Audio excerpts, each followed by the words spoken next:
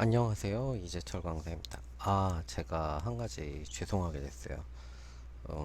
제가 그 CAD 2D를 복습을 한다 그러고 이제 파일을 만들어 놨는데, 어, 지난주에 잘못 올린 것 같아요. 그래서 이번 주에 그 CAD 2D 복습을 다시 요번 주부터 한 2주? 한 3주 정도 하고, 그 다음에 바로 3D로 넘어가도록 하겠습니다. 정말 죄송하고요. 제가 파일을 만들어 놓고 이제 파일명을 잘못 저장해가지고, 그렇게 된 것 같습니다. 양해 부탁드리고요. 정말 죄송합니다. 이번 주에, 음, 이번 주부터 그, 지난 학기에 배웠던 걸 복습을 하면서, 다시 우리가 그 캐드 모르시는 분이 좀 많았던 것 같아요. 잘 모르겠다고 하신 분들이. 그래서 잠깐 빠르게 우리가 복습하고 지나가도록 하겠습니다. 아시는 분들도 그냥 한번 더 들어주시면 좀 편안하게 들으시면 될 거니까 실습 안 하시고, 모르시는 분들은 하시면서 같이 실습 따라 하시면 좀 더 나중에 편안하실 거고요. 3D 들어가면서부터는 2D가 안 되면 3D는 거의 안 되거든요. 그리고 시험도 2D를 다시 3D로 올리는 걸 할 거니까 여러분들이 조금씩 이해도가 높아져야 돼요. 그러니까 일단 2D 먼저 그 복습하도록 하겠습니다. 그럼 수업 진행하겠습니다. 자, 그러면 우리 도시계획에 있어서 음, 도면의 정의는 어떻고 분류는 어떻게 하냐, 이거를 한번 보도록 할게요. 지금 이 시간에는 좀 천천히 여러분들이 보시고 앞으로 뭐를 하실 때마다 한 번씩 요 부분들은 찾아보시면 될 거예요.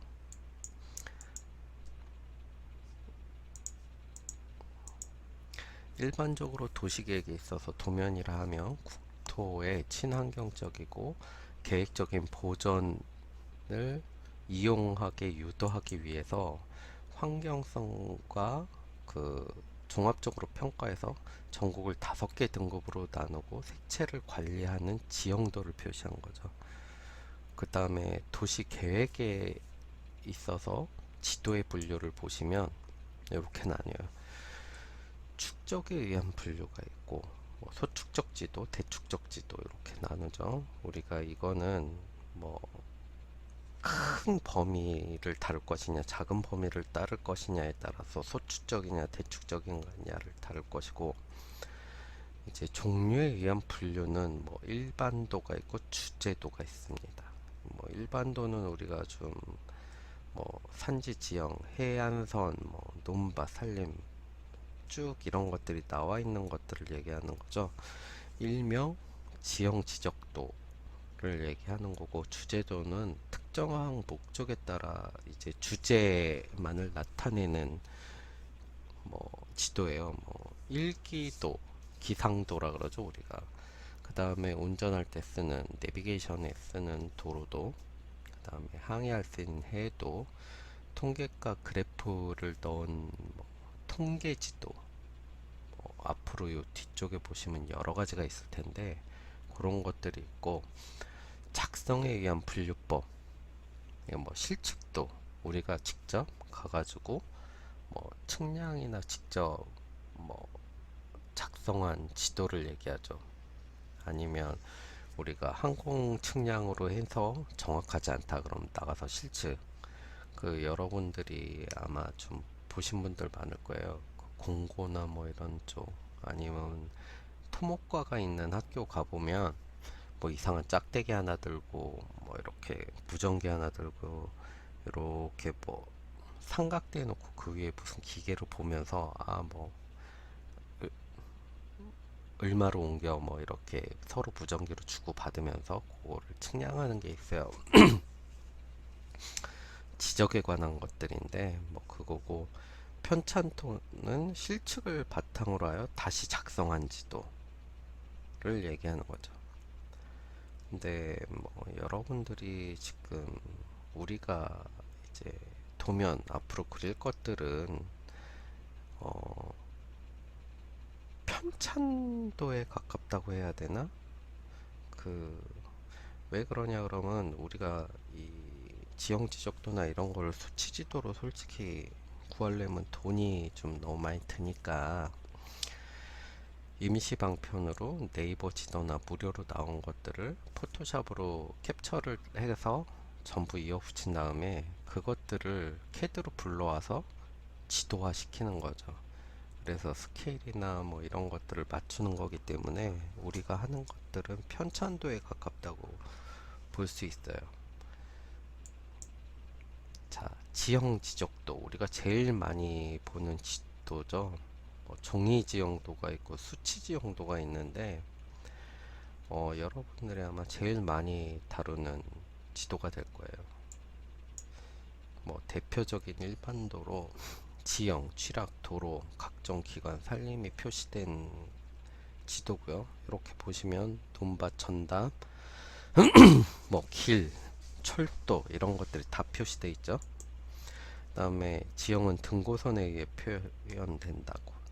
여기 보시면 요게 산인데 이렇게 보시면 등고선에 의해서 표시가 되어 있고 그 다음에 국토지리정보원에서 5만 분의 1, 2만 5천 분의 1, 1대 5천 등으로 축적이 이렇게 나눠져 있어요. 그 외에 좀 더 자세한 지도는 보통 각 지자체별로 따로 만들어서 KLIS라는 분류표를 가지고 사용하고 있고요. 그 다음에 이제 수치 지적도 KLIS죠. 아까 말씀드린 뭐 지적도 등본이 들어가고 토지가 있는 곳의 지번, 지목, 경계 따위를 밝히기 위해 국가가 만든 이제 평면도예요. 이게 맨 처음에 이제 수치 지적도 전에 지형 지적도가 왜 만들어졌나? 그 여러분들이 잘 알다시피 일제 시대 때 그 우리의 그 토지를 침탈하기 위해서 일본인들이 다 지네가 측량을 하면서 이제 그 토지를 수탈해 갔죠. 그런 방식으로. 뭐 그런 것들이 좀 있어요. 그러니까 뭐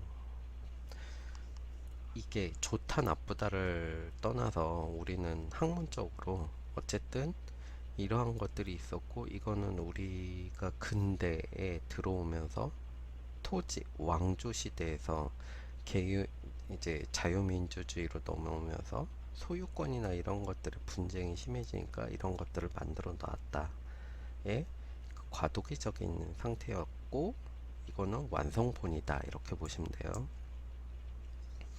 그 다음에 한국 정보 시스템 코리아 랜더 인포메이션 시스템의 약자 KLIS라 그러죠.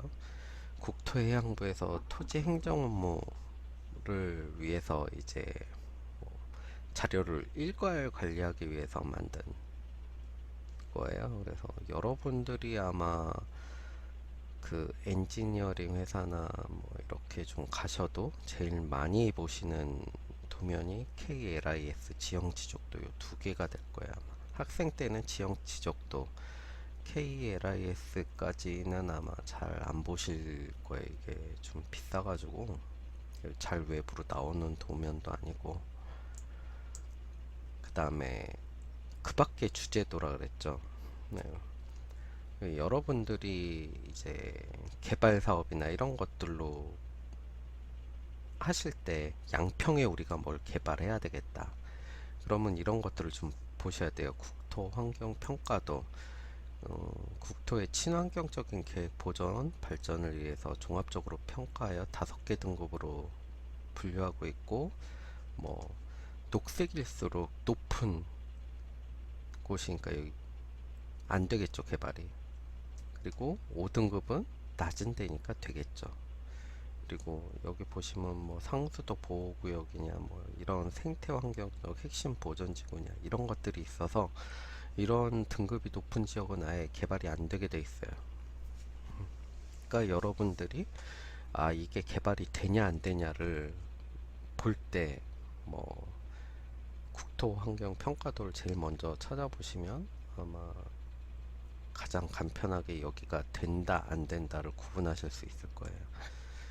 이거는 뭐 잘 다루지 않는 거고, 여러분들이 엔지니어링이나 이런 것들, 그리고 저 같은 경우는 아마 3, 4학년 때 되면 무슨 실습 과제나 이런 것들을 교수님이 여기를 개발해 봐라 그러면 이런 것들을 미리 찾아봐서 뭐 환경적 가치나 이런 것들 주변에 어떤 것들이 있고 이런 것들을 미리미리 체크해 두시는 게 교수님들에 대한 질문 사항에 답변하기가 되게 좋으실 거예요. 생태자연도 비슷한 거고요. 각종 개발계획 수립 시 이제 환경, 멸종 위기 식물, 아까 그거랑 비슷한 거죠. 근데 요거는 좀 더 디테일하게 그 식물 분포 현황과 그 다음에 야생 동물까지 포함되어 있어요. 그 다음에 경관 등 뭐 이렇게 등급에 따라서 표시를 하고 있고요. 얘도 등급이 높으면 아마 개발이 안 되겠죠. 여러분들 보시듯이 녹색이 진할수록 안 될 거예요. 그냥 보셔도 알 거예요. 그 다음에 녹지자연도, 뭐 녹지자연도는 인간에 의해서 인위적으로 개발되는 이제 자연이 어떻게 변화되냐를 알아보기 위해서 만든 것이고요. 그걸 10개 등급으로 표시를 했어요. 왜 이렇게 디테일하게 했을까요? 그러니까 개발이 되고 안 되고에 대한 디테일한 그런 것들을 만들기 위해서 이제 만들어 놓은 것이죠, 우리가. 그러면 뭐 개발이 된다 안 된다, 어디를 개발할 것인가에 대해서 고민할 때 이제 디테일한 쪽으로 내 땅이 어디 정확하게 해서 요게 될까 안 될까에 대한 고민의 기준점이 되는 거죠. 요 위에 앞에 했던 세 개들이. 자, 보시면 아시다시피 LIS나 이런 것들은 그 잘 보시지만 뭐 제가 약간 잘렸을 수도 있는데 이렇게 방위표, 법례표, 스케일바 무조건 3개는 들어가야 돼요. 도면에서. 그리고 이 지도가 뭘 나타내는 건지 제목도 꼭 적어 주시는 게 도면이다, 우리가 도면이라고 부를 수 있다, 이런 것들을 늘 기억해 주시면 좋겠어요. 그 다음에 토지 피복 분류도, 뭐 요것도 이제 우리가 개발을 할 때 어떤 방식으로 개발의 밀도나 이런 것들, 이거에 주된 거는 위성 사진을 이제 분석한 거죠. 지표를 분류한 거예요. 그러니까 지하는 우리가 어떻게 됐는지 모르겠고, 일단 지표면 쪽으로 봤을 때 여기가 뭐 하고 있냐, 우리가 그 위성으로 봤을 때 빛이 그 태양빛을 받고 반사하는 반사값이 있어요. 그 밴드라 그러는데 그 밴드의 그 분류를 가지고 우리가 이 피복을 분류하는 거예요. 그래서 인공위성 자료를 이용한다는 거, 뭐 초지냐 콘크리트냐, 이게 아스팔트냐, 아스팔트나 콘크리트가 많으면 어쨌든 우리가 개발이 많이 된 지역으로 볼 수 있고, 이렇게 파란색으로 보이면 녹지 지역으로 많이 볼 수 있겠죠. 그 공간 구조 실태 파악을 위해서 하는 거고, 제일 중요한 건 오염 부하량, 환경 용량을 산출하기 위해서 이 지도를 쓴다는 걸 기억해 주시면 돼요. 뭐 그 밖에 환경 관련 주제도 영급, 경급, 수관밀도, 뭐 수관밀도라는 거는 여러분들이 밑에서 이 하늘을 봤을 때 나무가 어떻게 가려지냐, 그 나중에 한번 수경이라는 얘기를 할 거예요. 아마 수경이라 하면 나무의 뿌리, 이제 기둥이라 그러죠. 나무에 기둥이 있는 게 아니라 나무의 가지가 제일 넓게 퍼져 있는 부분, 그게 수경이라 그러거든요.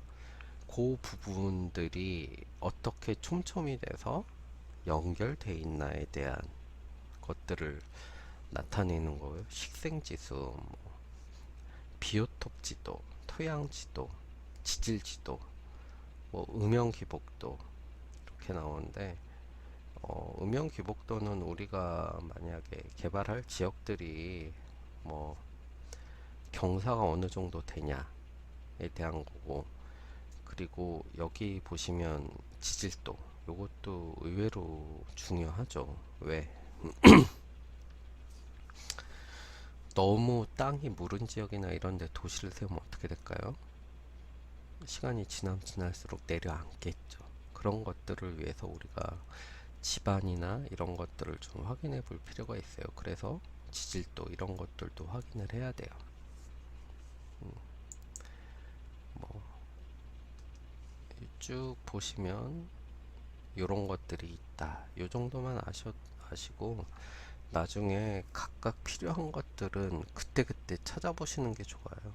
저도 뭐 저는 주로 뭐 재취약성 분석을 하기 때문에 이런 것들은 좀 잘 안 보거든요. 뭐 KLIS나 뭐 이런 것들, 그다음에 그 DM 이런 것도 좀 보고요. 경사가 심할 때는. 그다음에 뭐 수관 밀도나 이런 것도 좀 보고, 뭐 그 사면, 경사 사면도 뭐 이런 게 있어요. 그 이게 지금 우리가 올해는 비가 많이 와가지고 뭐 산사태 이런 것들이 많이 나는데, 그런 것들이 날 확률이 높은 것들을 또 따로 지도로 모아서 만든 것들이 있거든요. 각 지자체별로. 그런 것들, 뭐 이런 것들을 확인해서 보시면 돼요. 그 다음에 많이 보시는 게 용도 지역 지구도, 도시 지역을 주거 지역, 상업 지역, 공업 지역, 자연 녹지 등으로 표시한 지정 현황도고, 보시면 알다시피 노란색 주거 지역, 녹지, 빨간색 뭐죠? 상업 지역. 뭐 이렇게 공업 지역은 여기 안 나타나는데요. 뭐 이런 식으로 해서 만들어 놓은 여러분들이 좀 많이 보실 수 있는 지도 중에 하나죠. 그 학부 때 많이 보실 수 있는. 그다음에 도시계획 기본 계획도 뭐 이렇게 특별시, 광역시, 시군구 관할 종합계획도고, 도시 관리 수립의 지침이 되는 거예요. 여러분들 이런 거 많이 보셨을 거예요. 각 지자체별로 이제 들어가시면 메인 도로나 이런 것들에서 우리의 뭐 그 위치, 서울시의 위치, 경기권에 보면 수원, 성남, 광주 이런 식으로 연결되는 도로들, 그래서 우리는 어떤 방식으로 이런 것들을 도로를 계획할 것인가에 대해서 이야기를 하는 것이죠.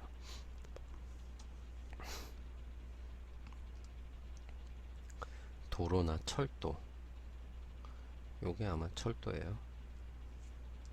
그러니까 여러분들이 이런 거 간선도로나 뭐 이런 것들을 보시면서, 앞으로 어떤 방식으로, 왜 밀도가 많은 지역은 도로망이 많이 뻗어 나가겠죠. 여기 보시면 부산, 청도, 김해 이쪽은 도로가 좀 많이 나가죠.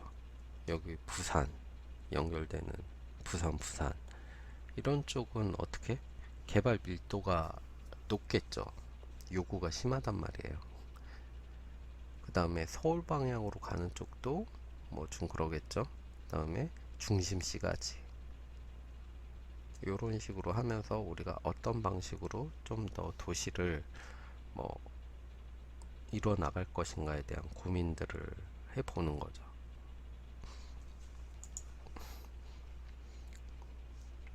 그 다음에 부분별 계획으로는 토지 이용 계획도, 교통 계획도가 있는데, 토지 이용 계획도는 뭐 여기 보시면 그냥 같이 보통 겹쳐서 쓰고, 교통 계획도는 아마 따로 많이 뽑아서 쓰는 경우가 많을 거예요.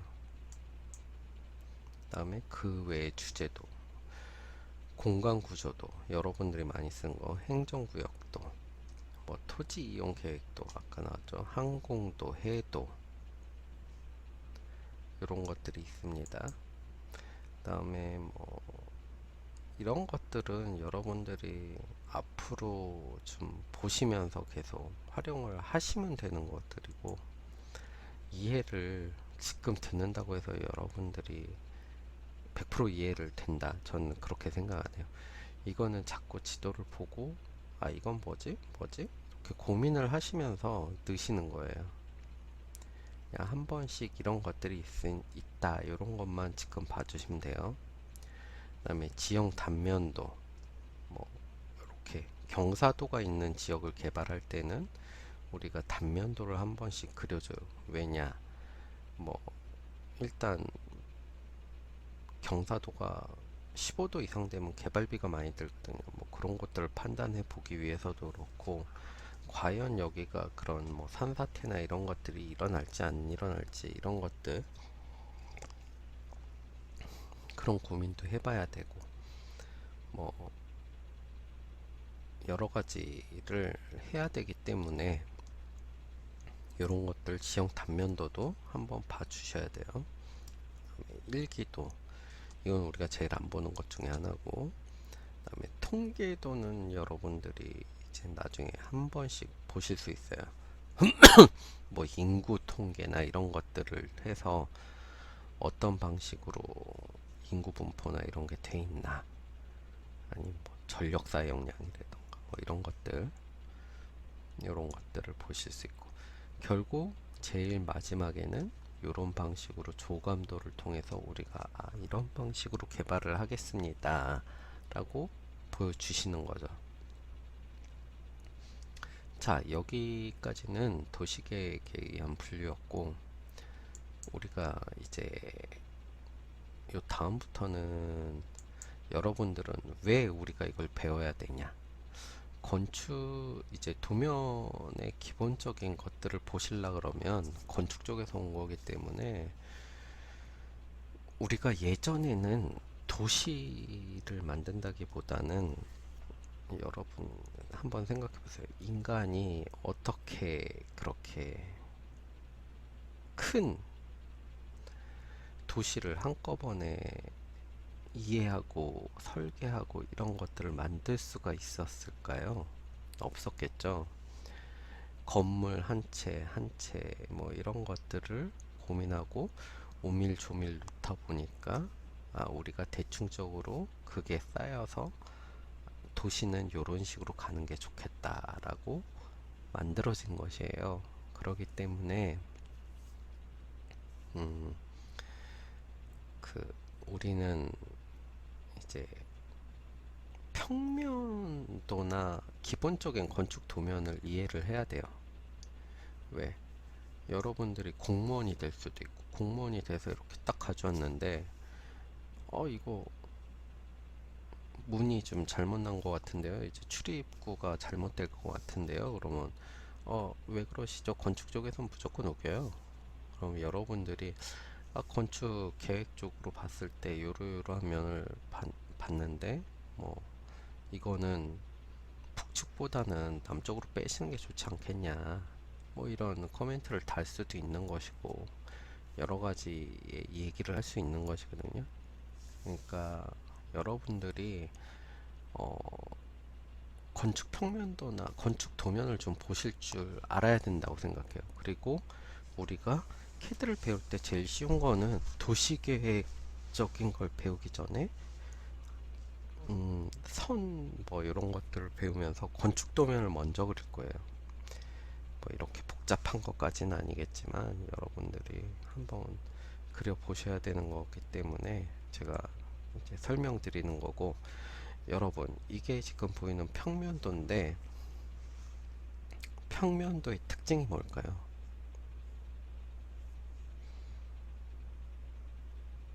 고민을 한번 해보세요, 여러분들이. 평면도에는 뭐가 보이죠? 여기 보시면 개구부라 그러죠. 문도 보이고 창문도 보이고 그 다음에 기타 집기들도 다 보이죠. 그 다음에 계단도 보이고. 자, 이거를 다 보이려 그러면 우리가 어느 정도에서 이제 잘라야지 이 것들이 다 보일까요?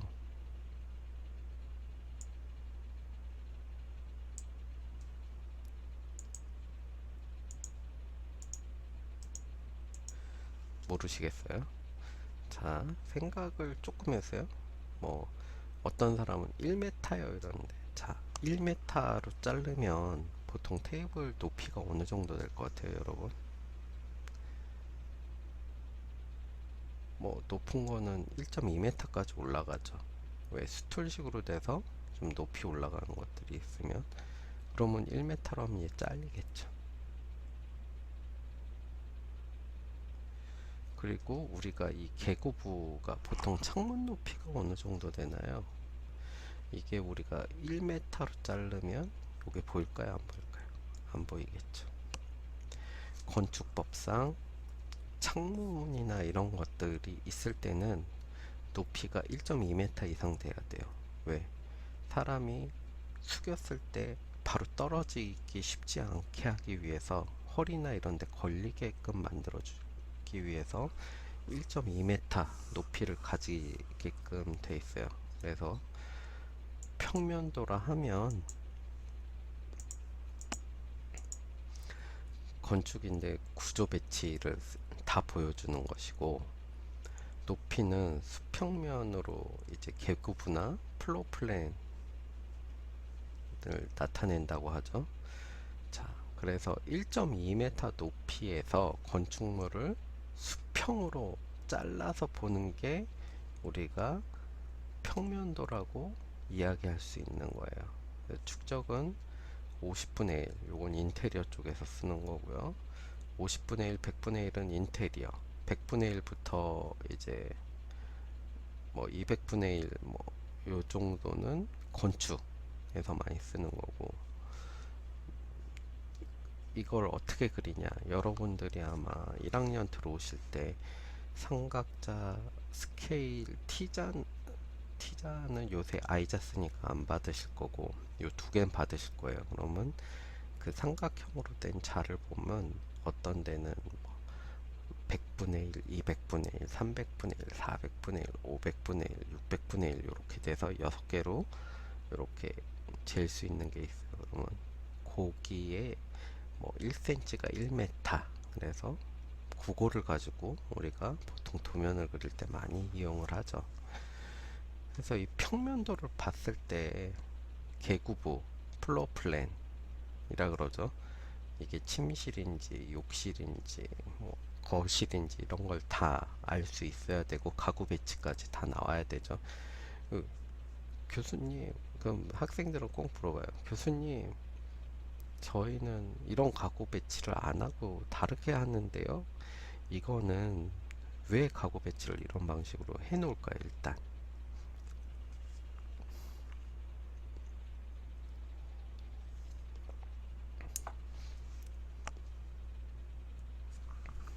모르시겠죠. 어,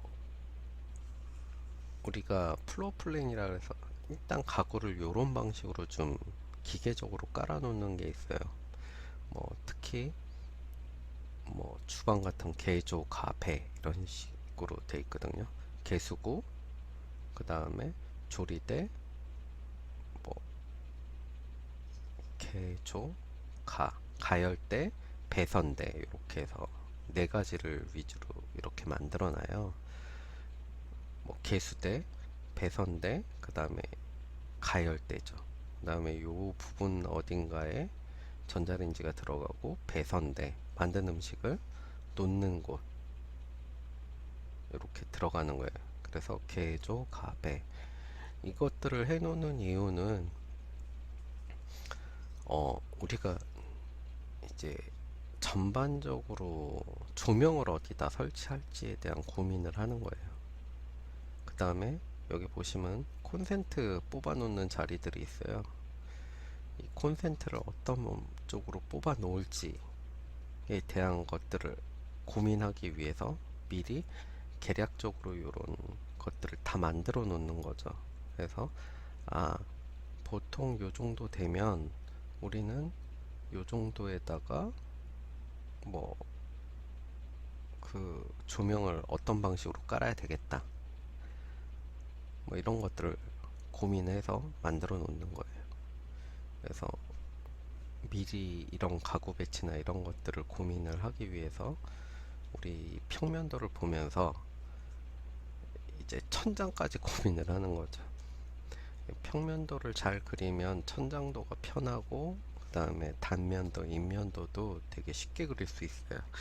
그래서 아주 기본이 되는 뭐 도면이라고 얘기할 수 있죠. 그 다음에 인면도, 어떤 면을 수직투상도, 이렇게 보시면 아시다시피 딱 봤을 때 서 있는 모습을 그대로 수직으로 보시는 거예요. 여기 배면도는 뒤에서 본 모습이고, 우측면도, 좌측면도 이렇게 나오겠죠. 정면도, 이런 것들을 이제 보면서 그리는 건데, 이걸 왜 필요로 하냐? 평면도만 보고 우리는 입체적으로 이게 어떤 모양이지 이렇게 구분이 안 돼요. 그렇기 때문에 전체적인 인면을 한번 보고 평면과 인면을 맞춰서 3D적인 입체감을 그 뭐라 그러지? 상상해 내서 그리기 시작하는 거예요. 그런 것들이 있어요.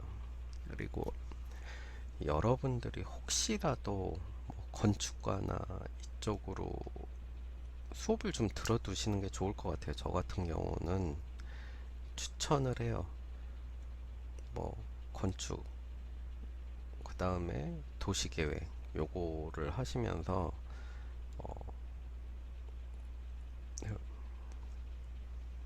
왜 그러냐? 전국적으로 도시계획 공무원, 특히 시험 준비하시는 분들은 도시계획직이 좀 잘 안 나와요. 생각보다 전국적으로도 그렇고. 그리고 도시 지역엔 거의 안 나와요. 여러분 선배들도 보면 좀 지방 쪽에 많이 가 있고, 그리고 여러분 선배 중에 미리 공무원을 하겠다 그러면 좀 이렇게 군대 갔다 와서 노는 시간 동안 기능사 이런 걸 하나 따둬요. 그 지적에 관한 거, 측량 이런 것들을 하나 따두시면 토목직 공무원으로 가는 경우가 되게 많아요. 토목직은 되게 많이 뽑거든요. 토목 건축직은. 그래서 저는 여러분들이 웬만하면, 우리가 그러죠, 양다리. 연애할 땐 양다리가 안 좋지만 우리가 과를 선택할 때 비슷하게 해서 공무원 쪽 내가 명확하게 노리는 게 있다 그러면 양다리를 살짝 걸쳐 두시는 것도 나쁘지 않다고 봐요. 그래서 건축과를 복수 전공을 해 두시면 나중에 뭐 공무원 쪽이나 이쪽으로 가시는 것도 좀 수월하게 가실 수 있는 방향이 많아요. 그래서 좀 고민을 한번 해보세요. 여러분도. 제가 뭐 꼭 이게 좋다 나쁘다 라고 얘기 드릴 수 있는 상황은 아니고, 여러분 선택에 관한 거니까. 물론 복수 전공을 하면 좀 힘드시겠죠. 시간도 없고 항상 밀려 있고 여기 과제도 많은데 저기 것도 해야 되고. 근데 이제 3학년 때부터 복수 전공 선택이 될 거예요. 2년 빡세게 고생하고 그 이유가 좀 편한 게 좋지 않을까. 저는 그렇게 생각해요. 선택은 여러분들이 하시는 게 좋겠죠. 네, 단면도 이게 제일 중요한 거예요. 단면도 그 물건을 수직으로 잘라서 그 단면을 나타낸 거고, 내부 구조를 표시하고, 그 다음에 우리가 이 평면도랑 같이 작업을 하면서 이게 왜 중요하냐, 기초가 들어가기 때문에 그래요. 그 전반적으로 우리가 이게 어떤 방식으로 구조가 만들어지는지에 대해서 고민을 하는 거예요.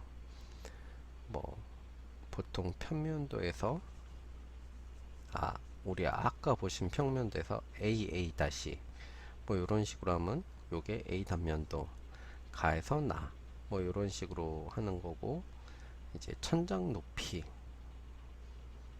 그 다음에 뭐 이런 것들이 다 나타나는 거죠. 그래서 우리가 여기 보시면 기초가 들어가고, 거기에 대해서 거실의 높이, 층고, 지붕까지 쭉 단면이 나타나죠. 그래서 구조적으로 우리가 이거는 어떤 구조인가, 아까 봤을 때는 우리는 벽으로 봤을 때는 조족조 같았죠, 건물이. 근데 단면을 잘라 놓고 보니까 이건 철근 콘크리트조 같네요, 구조가. 그냥 일반적으로 하는 우리가 이렇게는 잘 안 짓긴 하지만 철근 콘크리트조로 건물을 만든 것 같아요. 그래서 우리가 여기 침실, 거실 뭐 이런 식으로 아까 딱 봤을 때 AA 잘랐을 때 이런 방식으로 볼 수 있다. 그 다음에 여기 보시면 OL이라 돼 있는 거 있죠. 여기가 지표의 지표. 지표 상태에서 우리가 요 지표 윗부분과 아랫부분, 지하에 매설된 부분, 이런 것들을 볼 수 있는 거죠.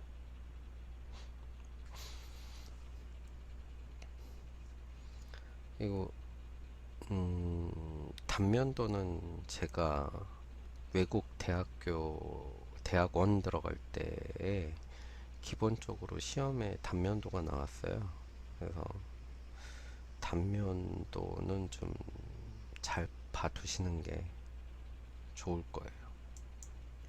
그다음에 배근도, 요거는 아마 건축과 가시면 제일 많이 배우시는 것 중에 하나인데, 우리 멀쩡한 바닥면에 철근이 어떻게 들어가 있냐, 그 다음에 이쪽은 상부고 이쪽은 하부, 콘크리트가 두껍잖아요. 그럼 이게 다 균일하게 철근이 들어가 있는 게 아니라 어떤 방식으로 들어가 있냐, 이런 식으로 철근 구조를 나타내는 거예요. 요 배근도는 아마 그 건축기사, 건축 산업기사죠. 옛날로 따지면 2급, 건축기사 2급에서 많이 나왔던 거고, 1급은 아마 그 적산, 물량 산출이나 공정표 짜는 걸 많이 할 거예요. 그래서 이건 2급인데, 이런 것들 배근도는 좀 봐두시는 게 조금 좋아요. 어, 건축가나 이런 애들이 사기칠 확률이 제일 높은 곳이기 때문에 이런 것들을 좀 보면서, 야 그럼 배근을 그렇게 하면 안 되잖아, 이렇게 얘기를 하면 애들이 섬찟 놀랄 거예요. 뭐 이런 거 한번 봐두시면 되고, 그 다음에 여기 보시면 슬레이브, 요거는 그냥 바닥면을 얘기하는 거. 벽 연결보, 여기서 보라 그러면 요 옆에 점선으로 보이시죠? 기둥과 기둥을 연결해 주는 것들을 보라고 얘기해요. 표시를 이런 식으로 해주고, 그러니까 기둥이 박혀 있고, 이건 지금 슬레이브에 대한 배근도를 나타내는 것이고, 요 단면도를 나타내서 위아래 철근이 어떤 방식으로 박히냐를 보여주는 것이고, 전체적으로 봤을 때는 이런 방식으로 된다 라고 보시는 거죠. 슬레이브니까 이건 바닥면이고 요거는 기초.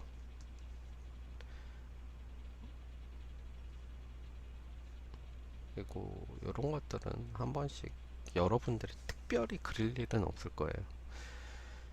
만약 그려야 된다 그러면 이제 좀 골치가 아프신 거죠. 여러분들이 생각보다 이게, 근데 이것도 그리다 보면 구조적으로 이게 막 어려운 게 아니라 기계적으로 딱딱딱 나오게 돼 있어요.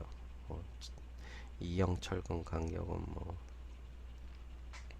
몇 센치 간격으로 하니까 찍어 주시면 되고, 자 여기서는 응력이 작으니까 넓게 배치해도 되고, 넓게 요거 중심으로 갈수록 요 잡아주는 데서 머니까 철근을 촘촘히 배치해서 강도를 높인다 라는 개념이에요. 그런 것들을 보기 위해서 그리는 거니까 뭐 좀 그냥 한번 이렇게 보시고 아 이런 것도 있구나 생각하시면 돼요.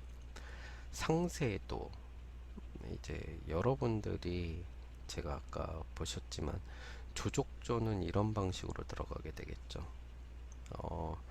시멘트 블록, 요게 시멘트 블록의 큰게, 그 다음에 여기가 그 단열층, 그 다음에 요 앞이 벽돌, 벽체가 들어가는 거죠.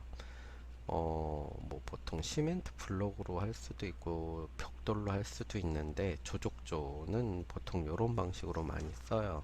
그래가지고 1.5B 공간 쌓기라 그러죠.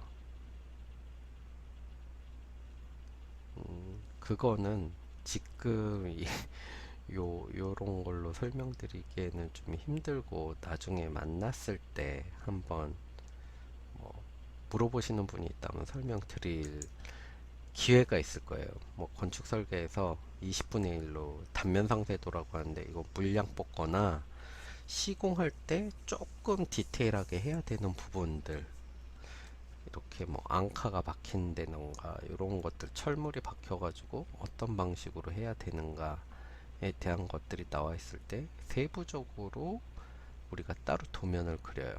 그래서 이런 방식의 도면들을 그리는 거예요. 음,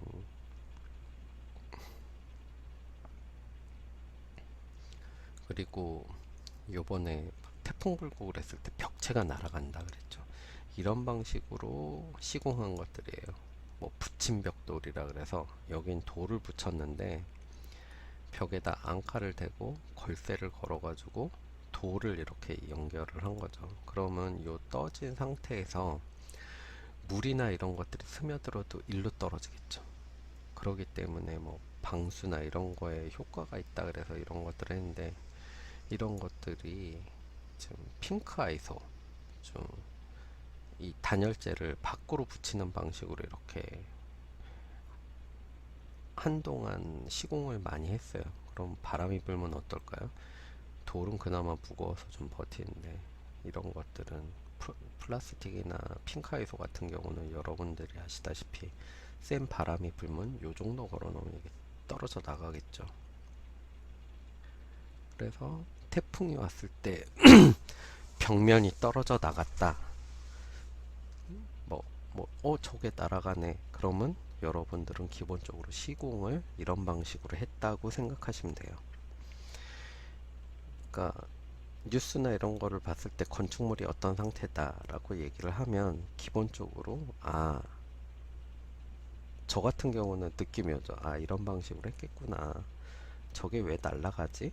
뭐 교수님 왜 벽이 떨어져요? 이렇게 물어보는 학생도 있는데 벽 자체가 무너져서 떨어지는 것보다는 이런 걸쇠 부분을 해서 가벽을 세워놨던 것들이 날아가는 거예요. 자, 캐드. 여러분, 캐드란 언제 만들어졌을까요? 이게 컴퓨터 에디트 디자인, 뭐 그래서 컴퓨터를 이용한 설계란 뜻으로 뭐 한마디로 정의하면 도면을 그리는 프로그램 이렇게 되죠. 이게 처음 캐드가 쓰인 이게 발명된 시기는 군사용으로 발명됐어요. 어떤 군사용으로 발명됐을까요?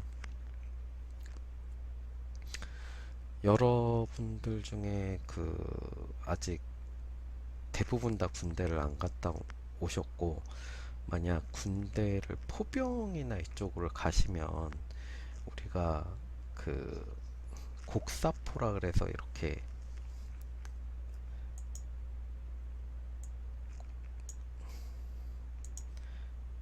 곡사포라 그래서 이렇게 포를 세우고, 여기서 죄송합니다, 마우스를 그리려니까 잘 안되죠. 이렇게 해서 산 위에 포를 이렇게 곡사로 날려서 표적을 명중시키는 방법이 있죠. 요런 거를 할 때 우리가 삼각계산법을 쓰는데, 근데 우리가 이렇게 보이는 거는 이렇게 계산을 해서 쓸 수 있는데, 만일 미사일 같은 경우라면 어떨까요? 초창기 미사일 같은 경우는 그런 게 안 되겠죠. 우리가 이렇게 보이는 것도 아니고, 뭐 좌표는 알고 있겠지만 그 어쨌든 뭐 계산을 할 수 있는 방법이 없는 거예요. 뭐 지구장이나 뭐 바람이나 이런 것들을 어떻게 어느 정도까지 날려야 되나에 대한 고민들을 되게 하다 보니, 아, 이건 인간의 계산으로서는 이게 몇 명이 달라붙어서 몇 달씩 계산해야 되니까 요거를 좀 빨리 해볼까 하는 생각에서 이제 캐드가 처음 만들어지기 시작했어요. 그래서 각도나 이런 것들을 미리 자연적으로 입력해 놓으면 어느 정도 값 보정을 해서 이제 컴퓨터로 계산을 해서 그 폼을 각이나 이런 걸 보여주기 시작한 거죠. 그래서 우리가 캐드가 맨 처음에 그런 데부터 쓰이다 보니 이게 좀 편하네. 이제 그래서 여러 분야에서 쓰게 되고, 그게 이제 PC 발달로 해서 286 컴퓨터, 이거 여러분들이 아마 들어보시지 못했을 거예요. 이게 286 정도면 거의 제가 초등학교 때 나온 거거든요. 80한 4년? 5년도에 제가 컴퓨터를 처음 배우기 시작했는데, 그때 이제 아마 나온 컴퓨터 거예요. 그때부터 이제 퍼스널 컴퓨터라 그래서 개인에게 보급이 되기 시작하고, 음, 그러다 보니 이제 건축 분야에서 쓰기 시작한 거죠. 그래서 우리가 오늘날 건축, 도시, 뭐 실내 인테리어 이런 곳 다양한 곳에서 이제 디자인 쪽, 뭐 설계하는 쪽에서 이 캐드를 많이 쓰게 된 겁니다.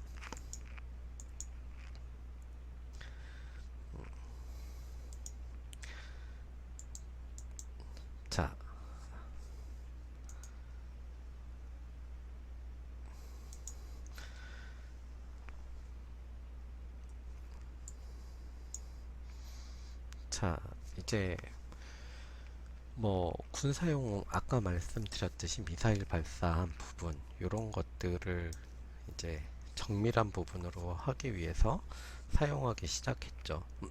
그러면 왜 우리는 꼭 캐드 컴퓨터로 디자인을 해야 되는가에 대해서 고민을 해보죠. 수작업과 캐드 자며 이제 작업을 했을 때 도면의 편집, 우리가 여러분 그 도면 실습 시간 있죠. 그렸을 때 이게 되게 지우기가 힘들죠.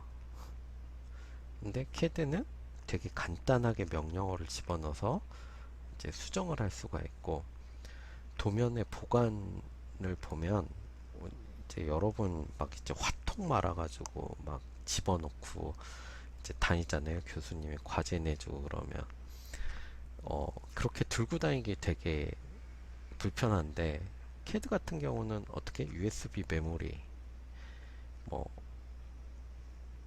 CD나 DVD, 뭐 하드디스크에 파일 형태로 보관이 되죠. 우리는 보통 이제 그래서 USB, 요새는 USB를 많이 가지고 다니는데, 예전에는 이제 제가 학교 다닐 땐 플로피 디스크도 많이 이용했어요. 그래서 여러분들은 아마 잘 모르실 거예요. 그래서 뭐 이렇게 플로피 디스크나 이런 걸 이용해서 저장을 했고, 어 그래서 이제 이동도 쉽고, 그리고 요새는 어떻게 이메일로 그냥 쏴버리죠. 이게 뭐 크지 않은 경우에 대부분 이메일로 쏘거나 뭐 이렇게 카카오톡 뭐 이런 걸로 해서 압축 걸어서 보내거나 이런 방식으로 보내고 있죠. 그래서 거의 뭐 실시간이나 이런 거, 그리고 이제 종이도면은 어떻게 해요? 우리가 직접 가지고 가야 되겠죠. 좀 도면의 이동도 불편하고, 뭐 메일이나 웹하드 이런 거 많이 쓰고요. 작업의 속도, 우리가 보통 도면 한 장을 평면도를 그린다, 건축물 하나를 그린다 그러면 보통 아무리 짧게 잡아도 한 3시간 반, 4시간은 걸 거예요. 아무리 빨리 그려도. 근데 뭐 캐드로 그릴 때는 그거보다는 좀 짧아요. 이제 뭐 좀 뭐 물론 더 늦을 수도 있죠. 익숙하지 않으면 늦을 수도 있는데, 어쨌든 수작업보다 좀 빨리 그릴 수 있어요. 그 작업 공간에서 우리는 그 여러분 제도판, 최소한 우리가 쓰는 지금 그 트레싱지나 A1, 아니 그러니까 뭐 A 몇 정도 되지? B3 정도 되나? 그 정도 되는 이상의 보통 그 제도판을 갖다 놓고 아이자로 해서 이제 막 그리기 시작하죠. 그러면 그 위에는 거의 놓을 수 있는 게 별로 없어요. 삼각자, 어차피 아이자는 붙어 있는 거고, 그 다음에 보통 우리가 놓는 게 뭐 지우개판, 뭐 템플릿 정도 놓는데, 여러분은 아직 템플릿 같은 거는 사용을 많이 안 해보셨을 거예요. 나중에 그런 것들은 혹시 시간이 되면 제가 가르쳐 드리도록 할게요. 템플릿이 뭔지. 그 다음에 뭐 우리는 그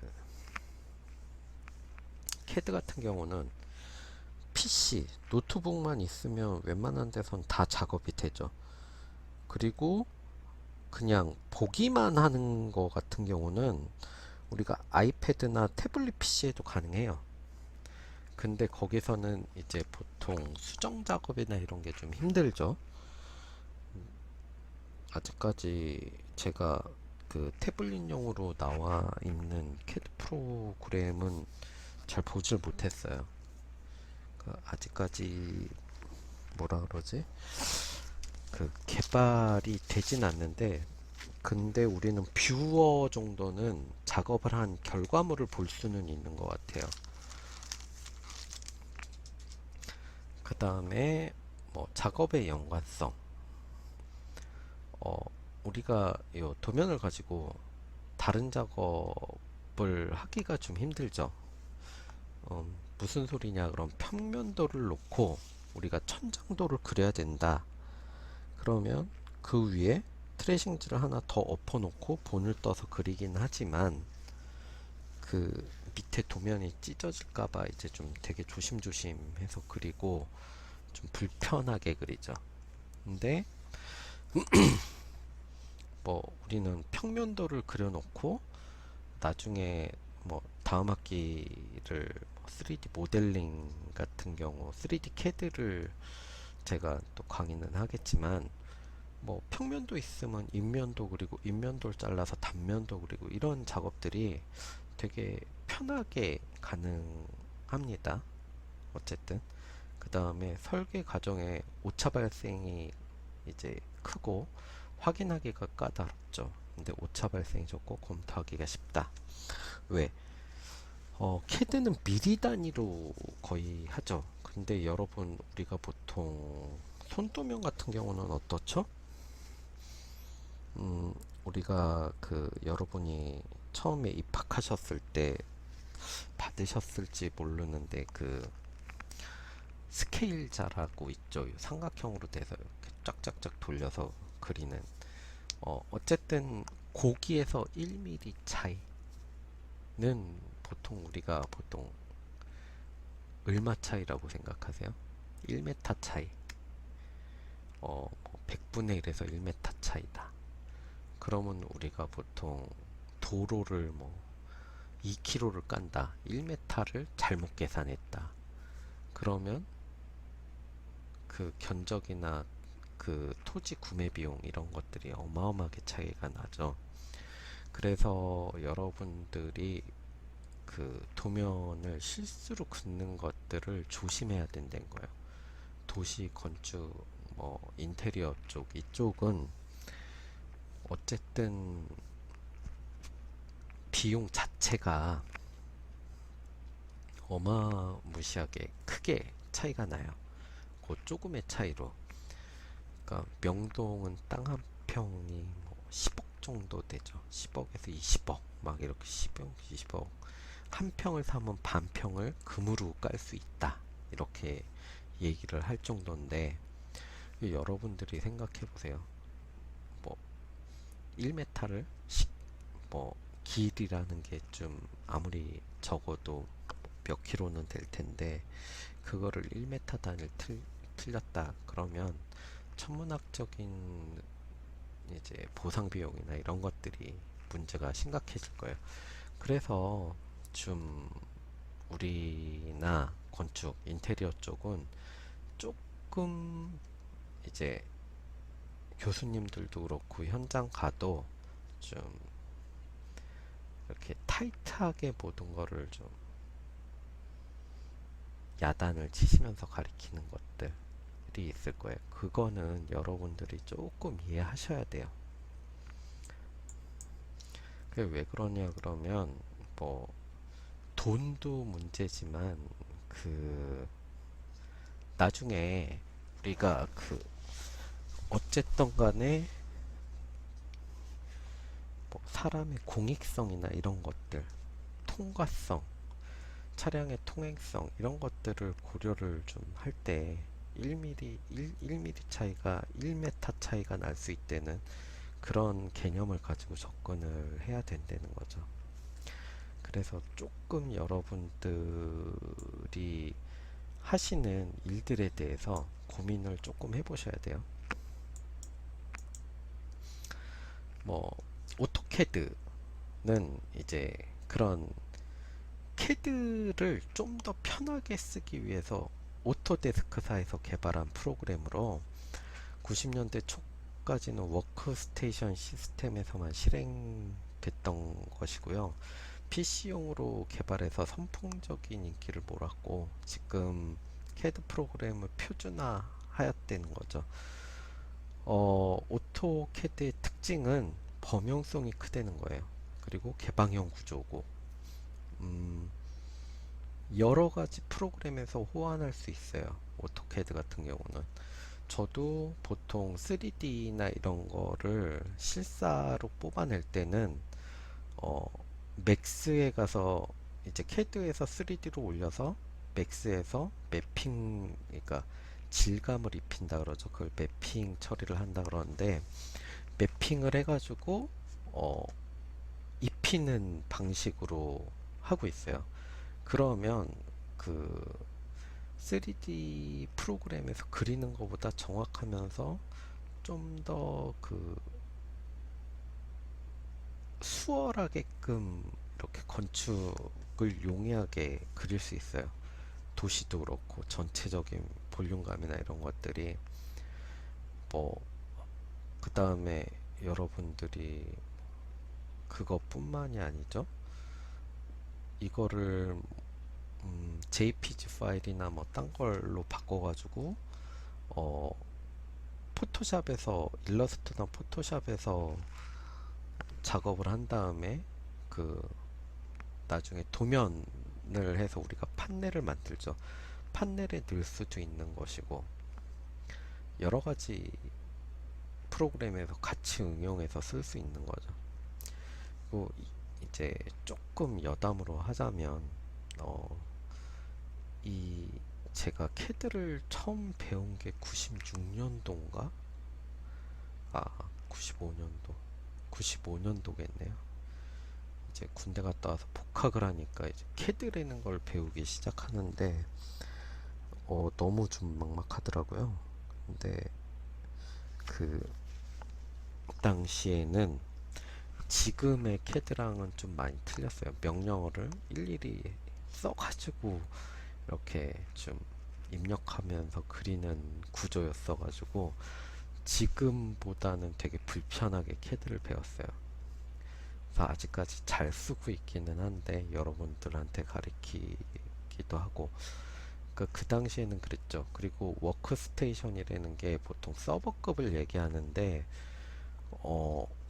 그때까지만 해도 이제 좀 보통 그 이제 풀 패키지로 캐드를 돌리고 3D 맥스까지 돌리려면 최소한 컴퓨터 사양이 한 300 정도, 300에서 400 정도 들었어요.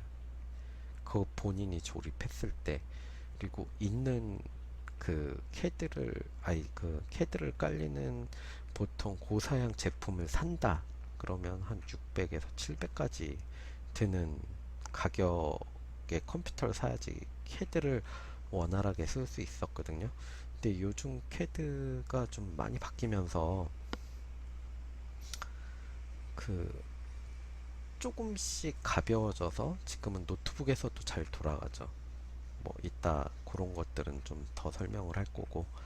그래서 요새는 조금 더 편하게, 그리고 이제 이 오토데스크사가 그 3D 맥스를 하는 그 회사를 인수해가지고 이제 캐드 프로그램이랑 3D 맥스 프로그램을 점차 이제 하나로 합치려고 그러고 있어요. 이따 그 캐드 캐드의 창에 보면 그런 것들이 나타나고 있거든요. 그래서 나중에 그거를 제가 설명을 좀 해드릴게요. 자, 오토캐드는 이제 이게 처음 제가 2010년 강의 때부터 해가지고 윈도우 98, NT, 윈도우 2000, XP, 뭐 프로페셔널, 윈도우 비스타 7, 8, 9, 10까지 쭉 넣고 사용 가능한 캐드들을 쭉 넣어놨어요. 지금은 윈도우 10이나 8을 많이 쓰죠. 뭐 7도 있긴 한데 대부분 2015 이상은 대부분 다 2012 이상은 다 사용 가능해요.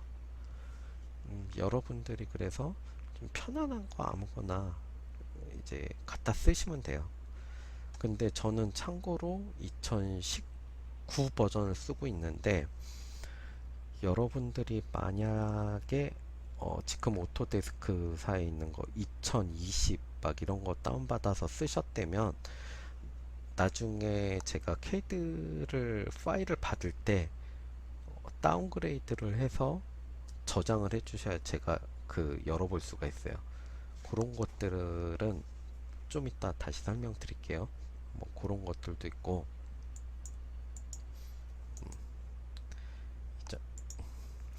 그 다음에 자, 뭐 여기 손도면 그리기와 캐드 도면 그리기 내용을 비교하시면서 생각하시면 나중에 군대 갔다 오셔도 잊어버리지는 않으실 거예요. 캐드 하는 거를. 자, 제도판에 우리가 수평 기준을 잡죠. 맨 처음에. 왜? 켄트지를 붙여야 되니까 이렇게 I자로 살짝 이렇게 해서 기준선을 하나 그려주고 이제 켄트지를 고정을 시키겠죠. 그 다음에 그 위에 트레이싱지를 이제 뭐 고정해서 참고로 여백을 3.5cm씩 해서 둔다. 이게 무슨 소리냐 그러면, 자 여러분, 제가 그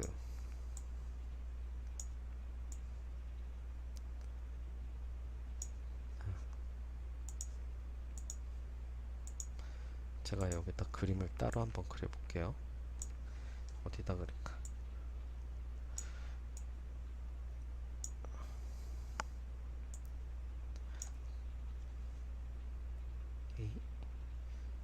잠시만요. 다시 그냥 선을 그리는 게 낫겠네요. 자, 우리가 이렇게 선을 그려서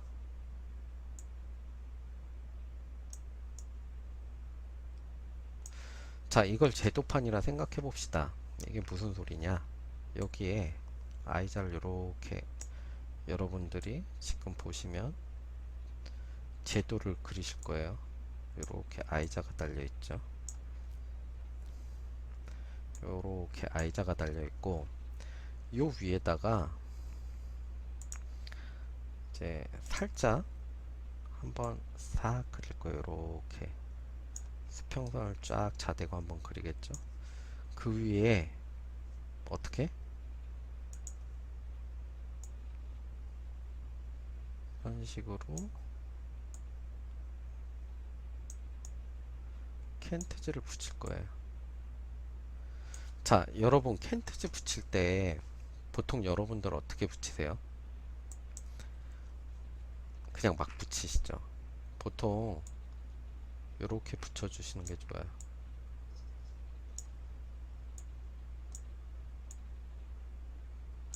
판판하게 당겨서 이렇게 붙여주시는 게 좋아요. 마스킹 테이프라 그러죠. 흰색 종이 테이프. 왜?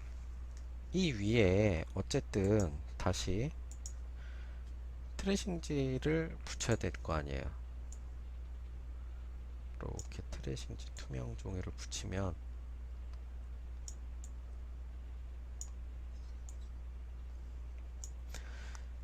자, 여기서는 우리가 마스킹 테이프를 어떻게 붙일까요?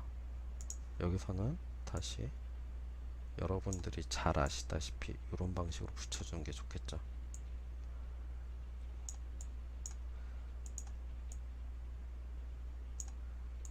이렇게 붙여주는 게 좋아요. 대각선으로. 왜?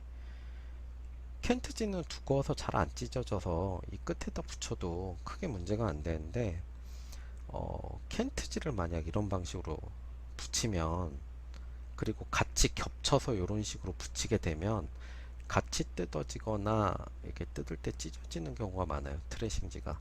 그래서 보통 밑에 켄트지는 이런 방식으로 붙여주고, 판판하게 당겨서 트레싱지는 대각선으로 이렇게 붙여주는 게 좋아요.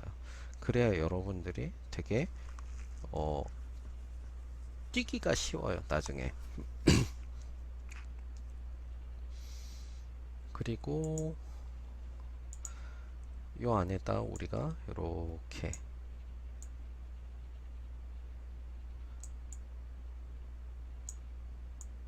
대각선으로 그림을 넣어주죠. 여기 여백을 주는 거예요. 왜? 우리가 도면을 할 때는 아까 보관을 하기 위해서 묶어야 돼요, 도면집을. 그래서 이쪽이 보통 3.5cm, 나머지는 1cm, 1cm, 1cm 정도 띄워줘요. 그러다 보니까 이제 뭐 그 다음에 해줄 게, 우리는 뭐를 해줘야 될 것 같아요, 여러분? 그 다음에는 되게 역해서 이렇게 X자로 보조선을 그어주는 거예요. 진하게 그리는 게 아니라. 왜? 보통 여러분들이 도면이라 불리는 것들을 그릴 때 보면 막 여러 가지가 있겠지만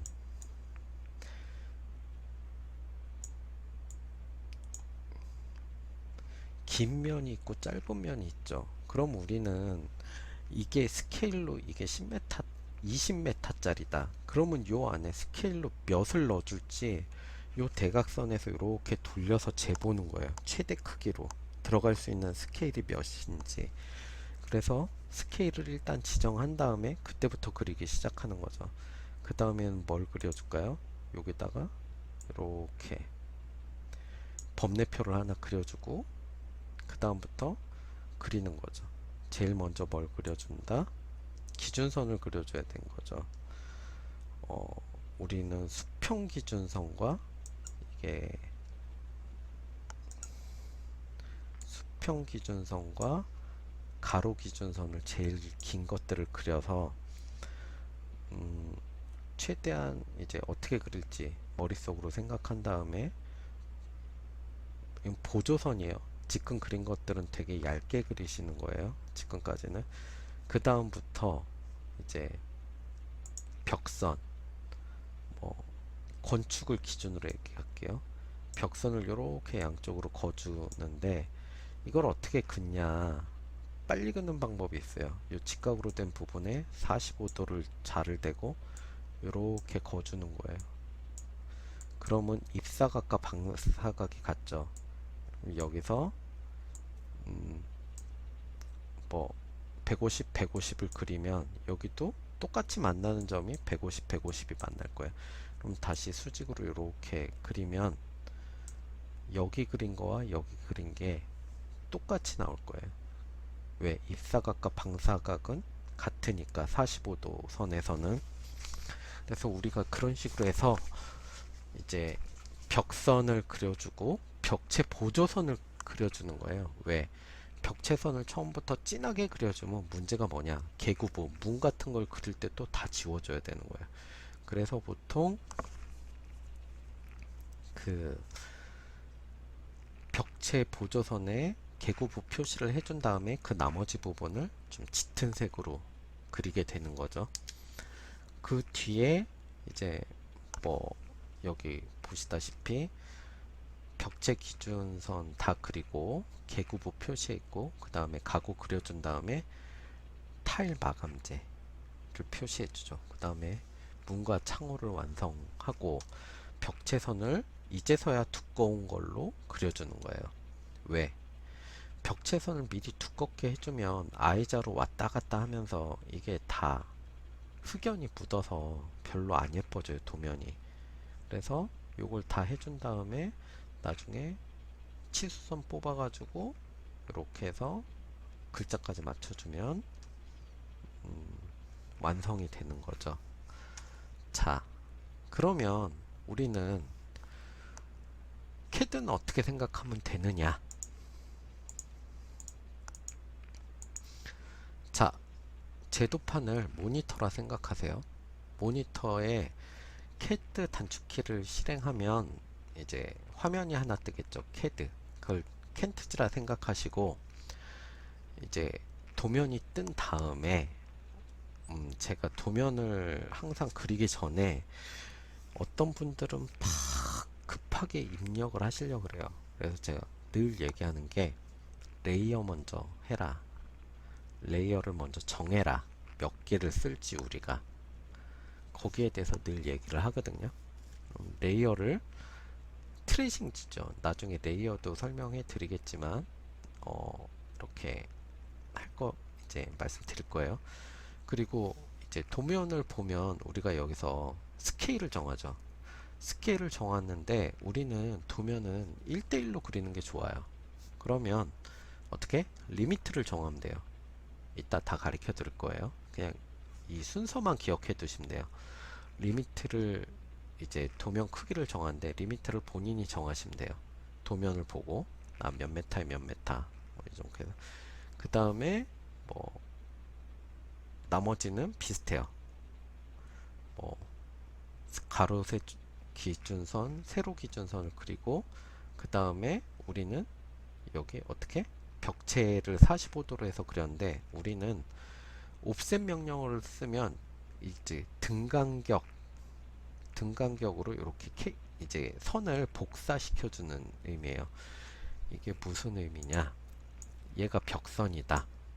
옵셋 명령을 쓰면 이렇게 옵셋 좌측으로 누르면 요게 150, 여기 150, 이쪽으로 누르고 쓰면 여기 150 이렇게 복사가 된다는 소리예요. 그러니까 그냥 툭툭 찍어주면 돼요. 옵셋 명령을 하고. 그래서 벽체 기준선을 다 하고 뭐 이제 수평 수직 교차점에 보면 우리가 이렇게 보면 나중에 안 만나는 곳과 만나는 곳이 있어요. 그러면 요 안쪽은 이렇게 돼서 잘라줘야 되고 요 위에는 이어줘야 되겠죠. 이런 것들을 해주고 그 다음에 여기 뭐 개구부 표시해주고 가구 그리고 타일제 마감 개구부랑 문 완성 벽체 두꺼운 선으로 마무리하고 근데 여러분들 제가 이거 아마 중간고사 시험에 필기로 낼 거예요. 이거 아마 보통 저 같은 경우는 그 이렇게 캐드 필기 실기를 같이 봐요. 그래서 필기 조금 보고 실기 이렇게 내는 방식이거든요. 그러니까 여러분들이 요거는 제가 분명히 말씀드리는데 중간고사 시험에 낼 거니까 한번 외워 두시는 게 좋을 거예요. 자, 다음을 보시죠. 자, 여기서 탭 메뉴 홈, 솔리드 이렇게 탁 누르면 요 밑에 이렇게 뭔가 펴져지는 그 기능들이 있어요. 이걸 탭 메뉴라 그러고 드로잉 에어리어 그러죠. 여기 보시면 이렇게 요 전체 까만 부분 자체가 드로잉 에어리어 그릴 수 있는 부분 그리고 여기가 UCS 아이콘 XY 축을 나타내는 거죠. XY 축을 나타내고 그 다음에 코맨드 라인 우리가 명령어를 캐드와 대화하는 창이에요. 명령어를 직접 쳐서 넣었을 때 여기 여러분들이 쭉 떠서 어떤 명령어를 썼는지 여기서 직접 라인에서 보이실 거고 그 다음에 WCS라 그래서 요거가 이제 캐드 14? 15부터 들어왔나? 15, 16부터 들어왔을 거예요. 이게 아마 이게 뭐냐 그러면 3D를 할 때 요 탑이라고 보이죠. 근데 이렇게 누르면 제가 이걸 실제로 눌러버린 이따 제가 캐드를 켜서 다시 보여드릴 거지만 뭐 어쨌든 이게 동서남북 해서 뭐 뒷면, 앞면, 위에서 본 거, 좌측면, 우측면, 밑에서 본 것까지 다 볼 수 있거든요. 그래서 이런 것들이 보통 화면 구성으로 돼 있어요. 일단 그러면 요 다음부터 제가 다시 창을 열어서 실제 캐드 프로그램이랑 요것들을 설명하면서 진행하도록 하겠습니다. 제가 이 그 캐드를 보면서 설명해 드리려고 이렇게 어쩔 수 없이 화면 구성을 이렇게 했는데 이해해 주시고요. 이런 거 보시면 아마 아실 거예요. 이렇게 보시면 탑, 레프트, 프론트 이런 식으로 좀 여기를 누르면 백, 뒤쪽 보이시죠? 이런 식으로 해서 3D 면이나 이런 것들을 그릴 수 있게끔 우리가 잘 볼 수 있게끔 돼 있죠. 그래서 이런 것들이 이제 새로 들어온 거예요.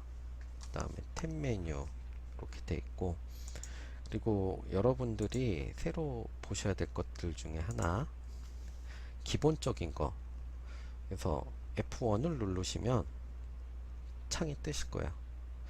그래서 뭐 어떤 것들 CAD에서 알고 싶은 거, 예, 여기서 F1 그러면 쭉 뜨시죠. 그러면 여기서 뭐 라인을 치면 라인에 대해서 이렇게 쭉 떠요. 라인은 어떤 것들이 있고 about 라인, 뭐 라인에 대해서 쭉 설명들이 이런 것들이 나와요. 예, 뭐 여러분이 명령어를 모르는데 검색해 보고 싶다 그럴 때 F1을 누르시고, 그 다음에 F2, 요거는 지금 CAD에 어떤 드로잉, 어떤 방식, 어떤 모델링이 되고 있는지 이렇게 볼 수 있는 방식이고요. 그 다음에 F3,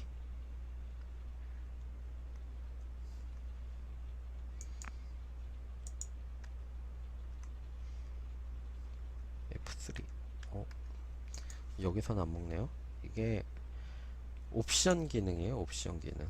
옵션 기능에서 여러 가지를 이제 여러분들이 세팅하고 싶을 수가 있어요. 그럴 때 옵션 기능에서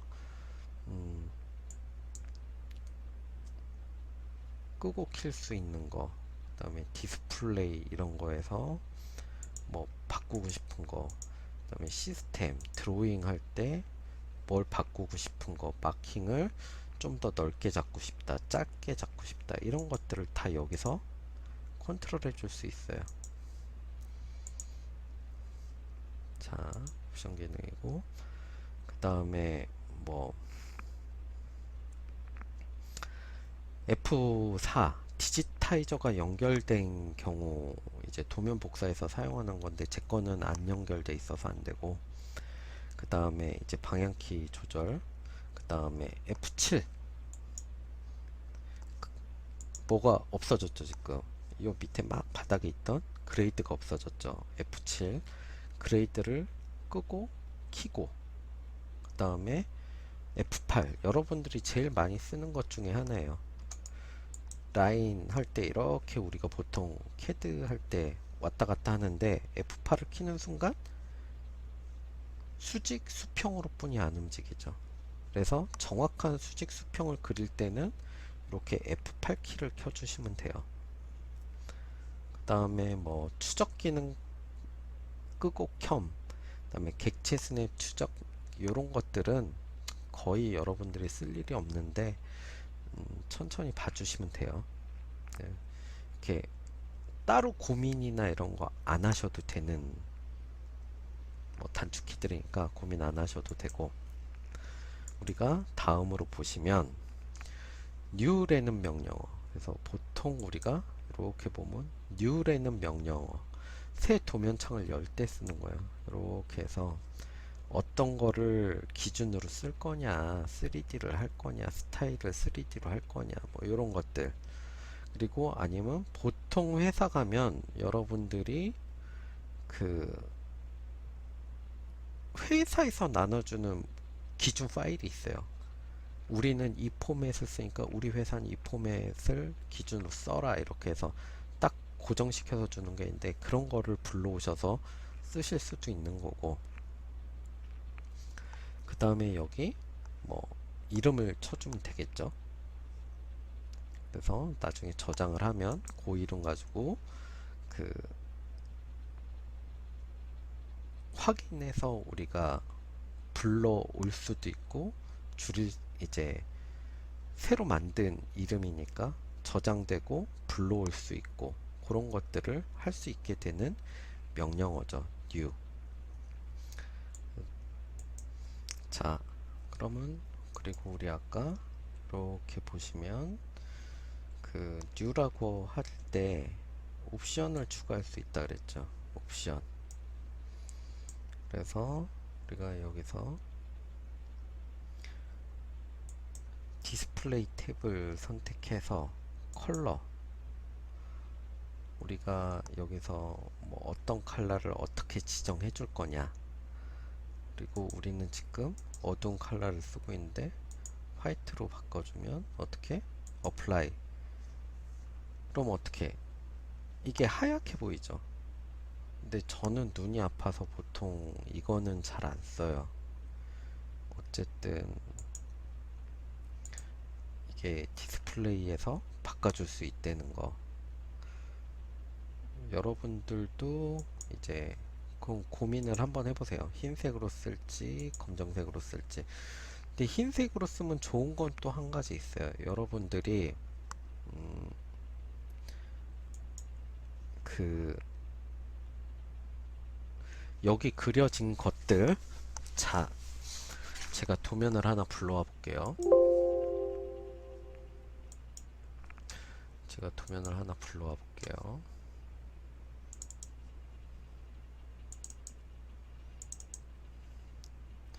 자, 우리가 뭔가 이렇게 하나 그렸어요. 여러분이 이게 뭔지 모르겠지만 뭘까요? 탑 뷰에서 본 거죠. 베스라 그래서 우리가 베드, 그 침대를 그린 거예요. 3D로. 그래서 이렇게 보시면 이런 건데, 이게 뭐가 좋냐? 아까 옵션 들어가서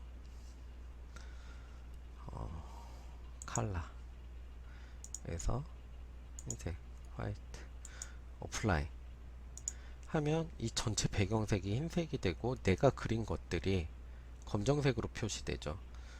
그래서 이런 것들에 대해서 뭐 나중에 하실 건데, 하이드라는 명령을 치거나 이렇게 하면 이런 것들이 가려져요. 그래서 이런 것들을 나중에 어떻게 그냥 JPG 파일로 스크린 프린터를 찍어가지고 쓰시면 어, 판넬에 바로 집어넣으실 수 있다는 거는 강점이에요.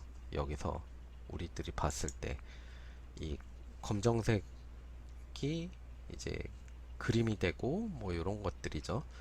그렇기 때문에 이게 좀 편하기는 한데, 우리가 옵션에서 이게 오래 그리거나, 캐드는 원래 우리가 좀 오래 그리거든요. 그러다 보면 눈이 너무 아파요. 그래서 저는 보통 검정색으로 해서 이렇게 보고 그린답니다. 여러분들이 고민을 한번 잘 해보세요. 이게 왜 이렇게 돼야 되는지에 대해서. 그때그때 색깔을 바꿔서 쓰면 되는 거거든요. 바탕 화면에. 그래서 뭐 특별히 그 문제나 이렇게 어려우신 건 아마 없을 거예요. 그래서 뉴로 하셨을 때는 이런 것들은 뭐 좀 알아두시는 것도 하나의 팁이다 그래서 제가 팁으로 넣어놨고, 그 다음에 오픈, 제가 아까 이 도면을 열 때 어떻게 됐죠?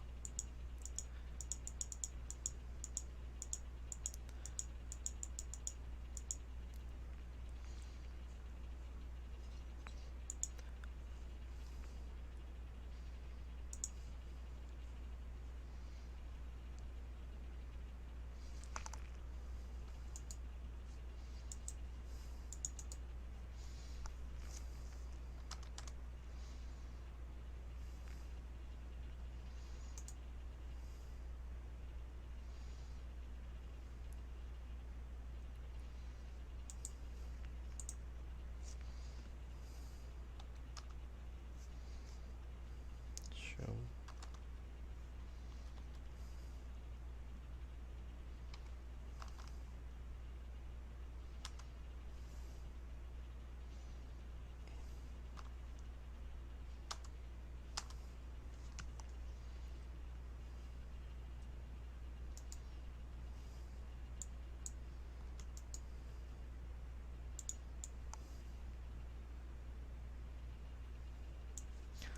자, 다음에 아까 제가 이거를 어떤 방식으로 열었죠? 오픈 보시면 요 아이콘이 있을 거예요. 요 아이콘이죠. 얘를 이렇게 탁 누르셔도 되고, 여기서 보시면 오픈이라고 되어 있는 것도 있을 거예요. 그래서 오픈을 누르시면 이렇게 어떤 거를 열 건지, 저 같은 경우는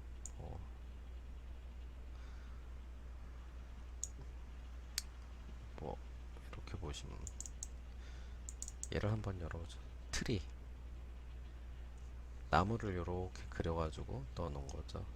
이런 것들을 보시면 지금은 탑뷰에서 보면 이렇게 돼 있죠.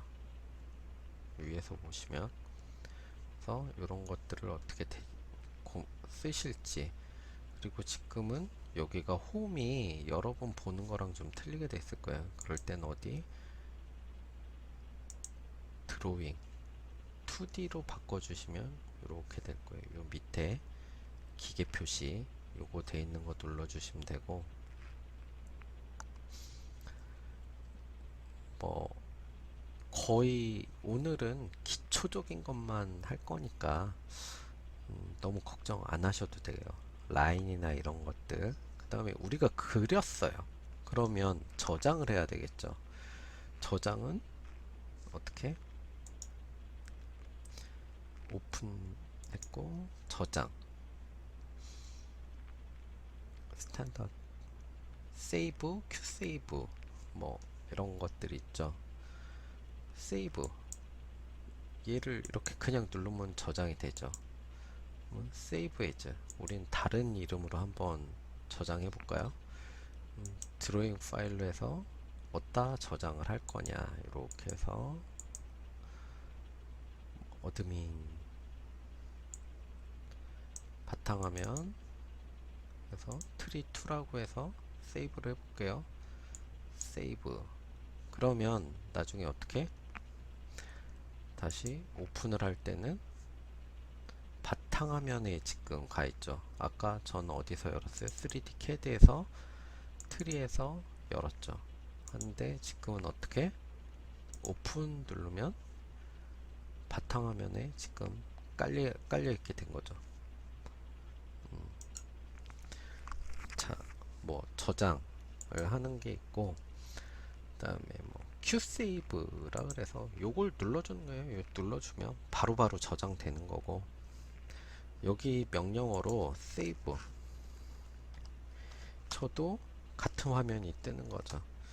그래서 아이콘을 쓸 수도 있고 명령어를 쓸 수도 있고, 여러분들은 편하게 편하신 걸 쓰시면 돼요. 그리고 저는 명령어 창을 좀 이렇게 한 3줄 정도 되게끔 올려놔요. 그래야 내가 썼던 명령어들을 볼 수 있어요. 자, 오픈, 세이브 이런 식으로 한 2~3줄이 이렇게 보이거든요. 그래서 항상 열어놓고 쓰는 그 개념을 갖고 있고, 자, 다음에 리미트. 자,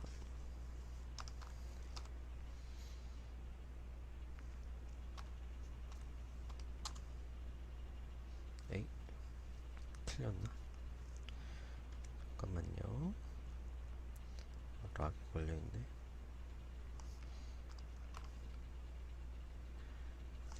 여기 li 딱 치면 여기 나오죠. 리미트. 자, 여기서 처음에 뭐가 떠요? 여기 보시면 00이 뜬다 그랬죠. 00이 뜬다는 거는 어떤 의미일까요? 우리가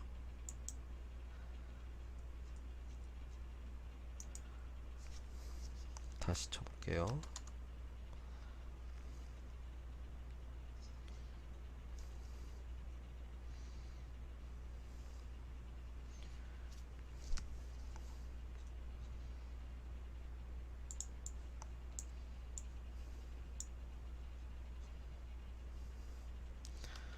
자,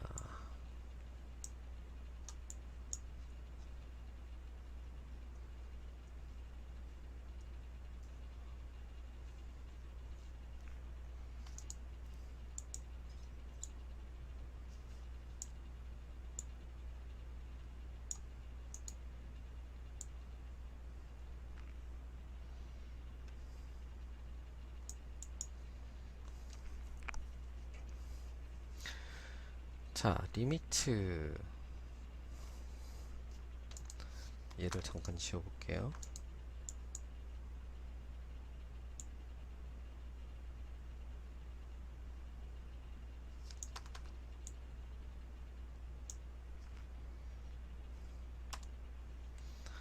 자,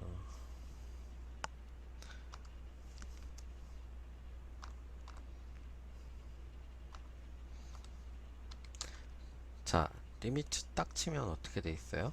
맨 처음에 리미트, 다시 리미트,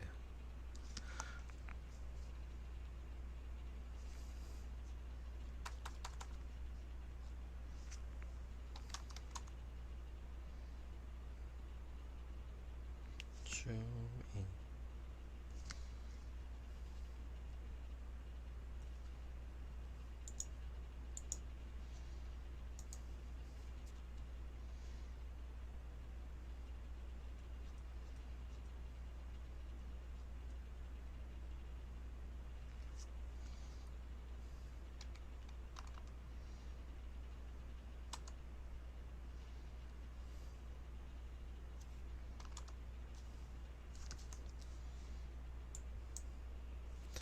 자, 여기 다시 리미트를 쳐보도록 할게요. 우리 명령창에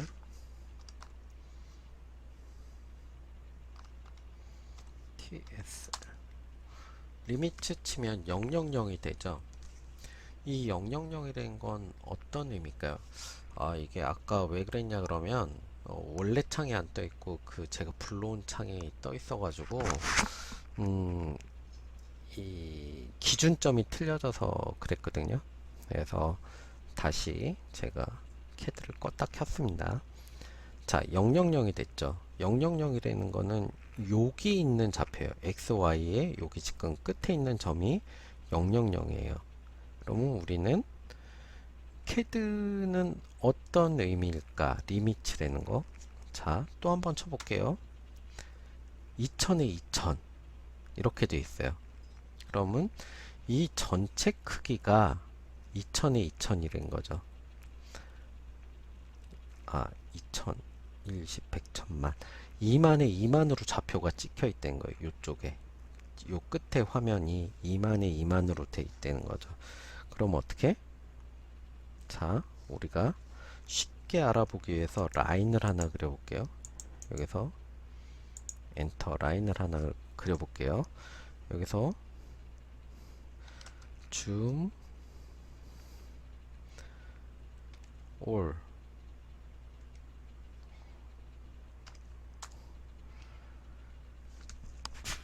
그럼 얘가 벗어나 있죠. 기준점 너머로 가 있다는 소리예요. 그래서 우리가 이렇게 줄여보면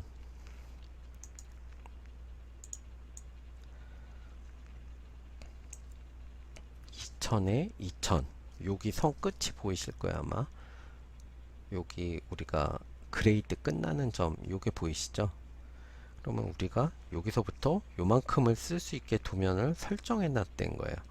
그러면 나중에 그거에 대해서 어떻게 더 늘리냐, 우리가 뭐 자 2만에 2만이었죠. 그럼 다시 li 리미트 ts 0,0이죠. 한번 눌러서 여기다가 쳐주면 돼요.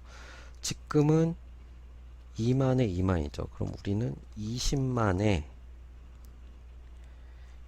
컴마 20만을 쳐주면 달라진 게 없어 보이죠. 근데 여기서 줌 5를 해보면 어떻게 돼 있어요? 되게 틀려졌죠. 아까 라인이 어떻게? 요 구석 근처에 어디 가보면 보일 거예요.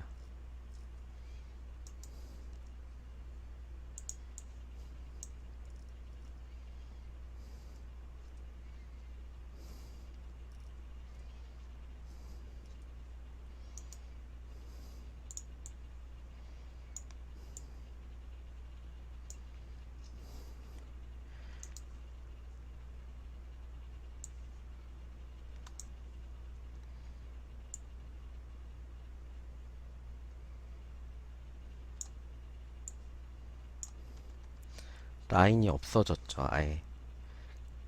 그럼 어떻게? 저 구석 어딘가에 가 있다는 소리예요.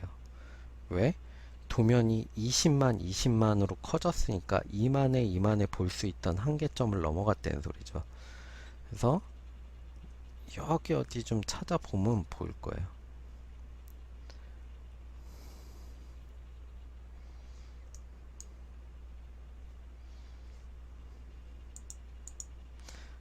자, 그럼 다시 리미트를 바꿔볼게요.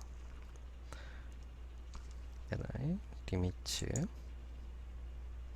0,0 다시 어떻게? 2만에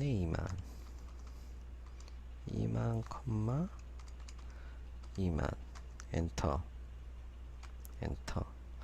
바뀐 게 없어 보이는데 어떻게? 줌 올.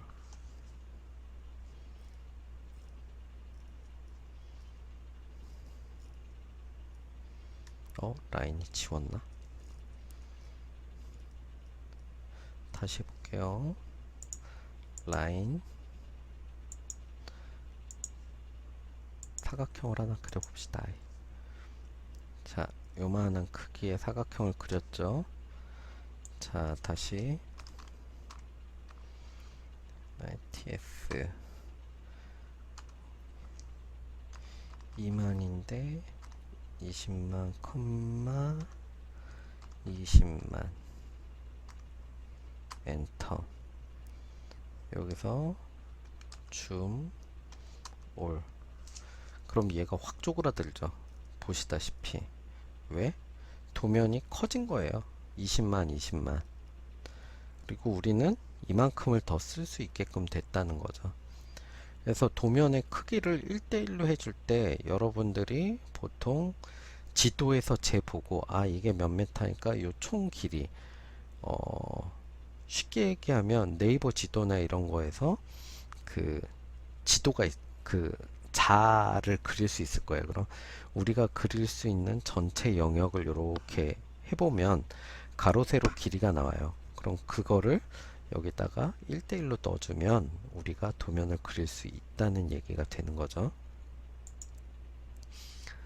그 다음에 줌 올. 아까 왜 리미트를 해주고 줌 올을 안 해주면 크기가 안 바뀌잖아요. 도면의 크기가. 다시 한번 해볼게요. 자, li 리미트 00 우리가 2만, 2만 안 바뀌었죠. 근데 여기서 줌 올 커지죠. 우리가 원래 사이즈대로 돌아가는 거예요. 이만하게 그려진 거죠. 자, 요런 것들을 우리가 리미트로 도면을 키워주면 줌 5를 해야지 전체. 우리는 전체 사이즈를 보겠다. 그래야 이 도면의 크기가 어느 정도인 줄 알고 우리가 그 크기 안에 이제 도면을 작성할 수 있는 이제 시작과 끝을 어디서 해야 될지 알게 되는 거예요. 그 다음에 그레이드. 아까 얘기했지만 그레이드는 요건데 이거는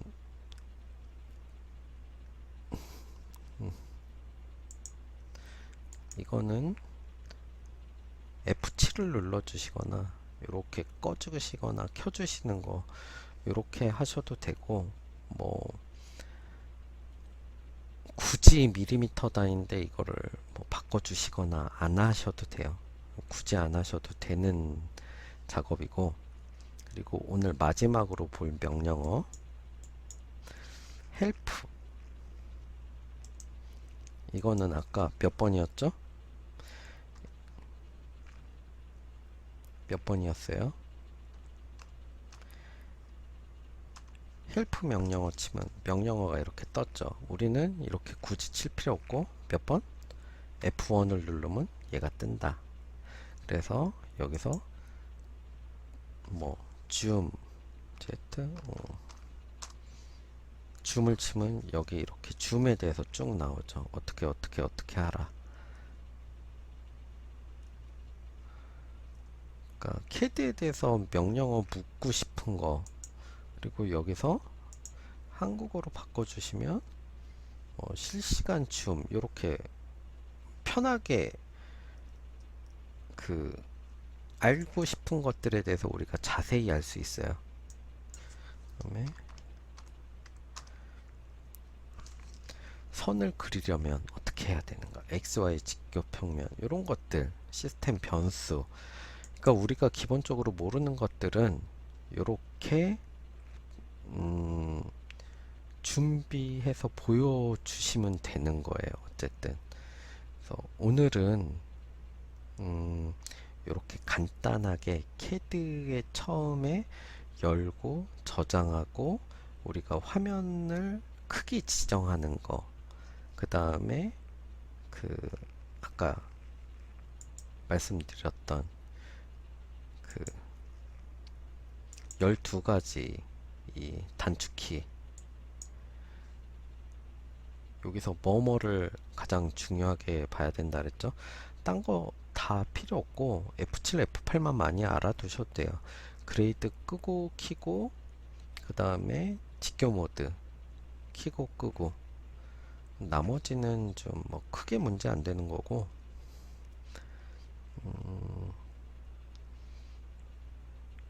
이게 중요한 게 뭐냐,